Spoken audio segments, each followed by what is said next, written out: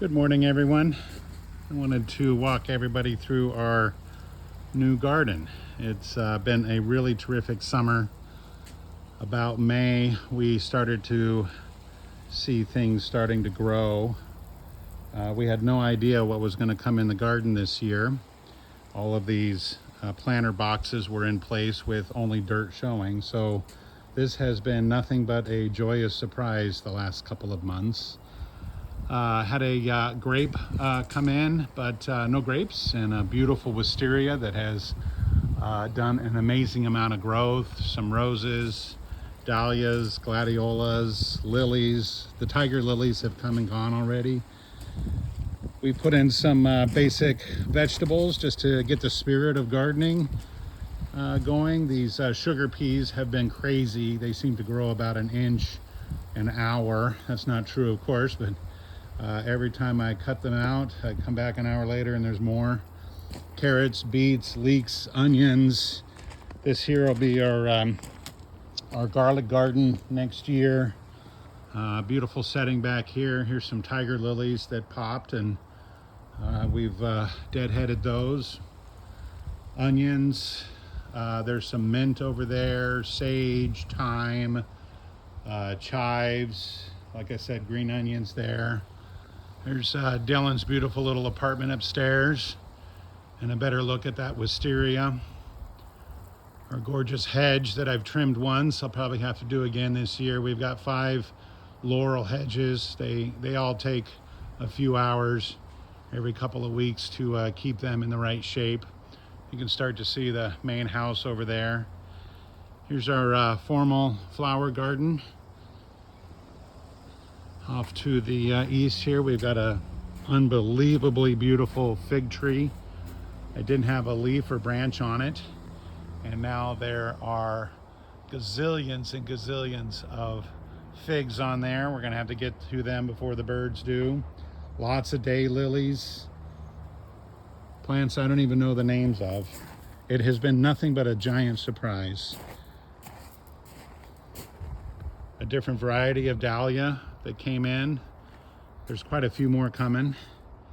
Look at these gorgeous lilies. These tower lilies you can smell all the way over at the main house. They have really just given a great floral experience back here. Look at these dahlias that popped. They're the size of my hand. It's unbelievable how large these things are. There's no fragrance to them, but they are gorgeous. Looks like a giant, I lost track of what I was going to say there. Looks like a giant firework. Had some volunteer sunflowers come in and some tomatoes. These were potatoes as well. We're going to try to dig out the potatoes and just do the sunflowers here next year. We're going to try to move all the vegetables over to one area and make this even more formal, more than it already is. Some more gladiolas coming in. There's a purple one there that distracted me for a moment. I hadn't seen that one yet. And this beautiful red one's about to come in. Down here was a huge garden of tiger lilies. They've already come and gone. We've deadheaded those and just waiting for a little bit of deterioration on the main plant, and then we can trim them back for the winter. Very formal, very beautiful. I just could not be happier. There's the main house over there. It's built in 1910. The garage structure and ADU was built in 2012, so it's, you know, very current, very modern. Beautiful sundog sitting here. Hey, sundog. It can be 100 degrees and she'll still go outside and lay in the rocks. Some beautiful maple leaves over there, maple trees. This is a bay laurel or a bay leaf tree. I got kind of tired of doing ball shapes, so I got a nice cone shape going on there. And this little guy had a bit of a look of a wild hair man, so he's got a nice cubicle shape with some wild hair on top. Come around the front of the house.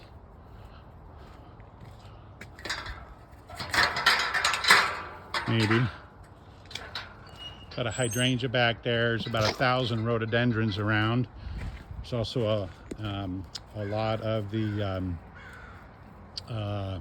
you know, little chicken there. Here's the front of the house. Like I said, it was built in 1910. It's called a vernacular Victorian, which is that decorative under the gable, and a strong architectural gable, and then a window up there underneath that gable. Those are the three elements that make this a vernacular Victorian. Beautiful side yard over here, and a little walking garden with, of course, more lilies, lots of daylilies. They've already come and gone. It is a gorgeous sanctuary for us. I really could not be happier with my new hobby. House over there, built in 1920. House over there, built in 1920. There's a 200-year-old redwood back there. It is gorgeous. Thanks for viewing.